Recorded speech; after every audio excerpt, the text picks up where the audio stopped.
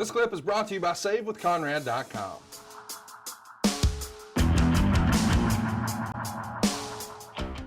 Let's also talk about another guy who's maybe having a string of bad luck. Daniel Bryan. He's going to get pulled from this upcoming Extreme Rules pay-per-view because he gets a concussion. He was supposed to defend the title against Bad News Barrett here. As a reminder, he won the Intercontinental title in a ladder match at WrestleMania, and the next night on Raw, he would defeat Dolph Ziggler in his first successful title defense, and then they're attacked by Barrett, only for Sheamus to return and chase off Barrett before attacking Bryan and Ziggler himself.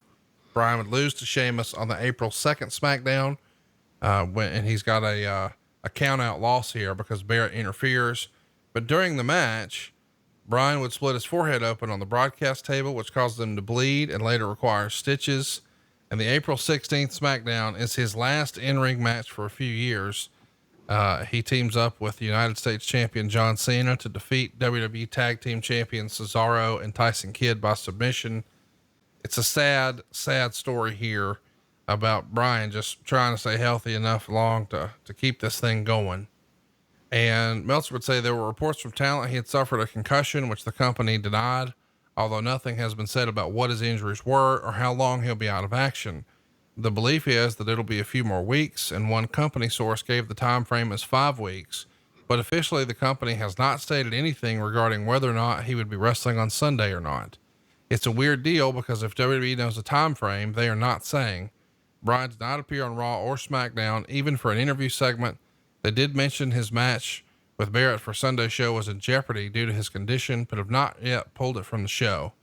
On Raw, he was never talked about, except when running down the pay-per-view lineup, they brought up the title defense against Barrett. They acknowledged something was wrong with him and said it was unknown whether he'd be able to defend the title. And the next day it was announced that Bryan was undergoing diagnostic testing to see if he could wrestle. And one person who basically, they say that it's all being kept very closely guarded, and that there's, and quote, banged up would be a nice, accurate, but purposely vague way of describing it. He's going to wind up with a month off TV. He comes back on the May 11th Raw to explain after having undergone an MRI, he would be out of action for an unknown period of time and might possibly have to retire. So therefore he's relinquishing the Intercontinental Championship. And in July, we would reveal that it was concussion related, and he had been returned to clear the ring by external medical professionals and was waiting for WWE to clear him.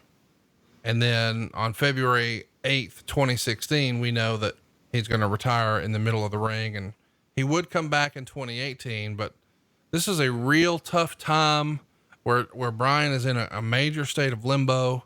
Can he keep going? Is he done? He feels like he's got more to contribute, but maybe it's not best for him. When he's in the middle of all this, you're uniquely qualified because to discuss it, because you've been in the same spot before, right? Not really. Not like that. Not like that.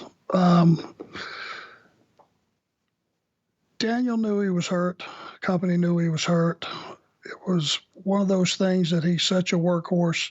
He's never going to admit it. He'll never tell you, hey, you need to pull me out. So if they pulled him out, their first round of doctors that they sent him to, it was probably pretty clear right then that he wasn't going to get cleared in quite some time, I would think.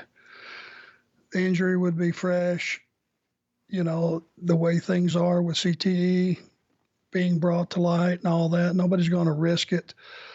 Why they wouldn't have just had him come out then, instead of milking it to the last week. It's almost like a similar situation this year where they milked Roman Reigns was going to be in the match with Goldberg till a week out, correct? Yeah. Well, I mean, why wait? Daniel, it was like we would hear conflicting reports. He's going to be back. They're going to clear him. No, they're never going to clear him, and everything in the middle. Daniel's one of those guys that is such a credit to being on the roster. He teaches the young guys. He schools some of the middle guys, and he competes at the highest level with the top guys. He covers all the bases. But when you have a guy that is his own worst enemy that will not take a day off as long as he's allowed to do that, then you got to protect him from himself. And I agree that they did protect him. And ultimately, when he retired, it was a very emotional, sad day for everybody. But I'm pretty sure it was clear way before anybody got the word that Daniel was going to be out for a while. And I'm sure a lot of people knew that. Hey, it's Conrad Thompson. Thanks for checking out the podcast here on YouTube. Be sure to hit the subscribe button and the notifications bell so you get a notice anytime we upload some new content. And go save yourself some money right now. If you're in a 30-year loan or you have credit card debt, it's not a matter of if I can save you money. It's a matter of how much. Find out right now for free at SaveWithConrad.com.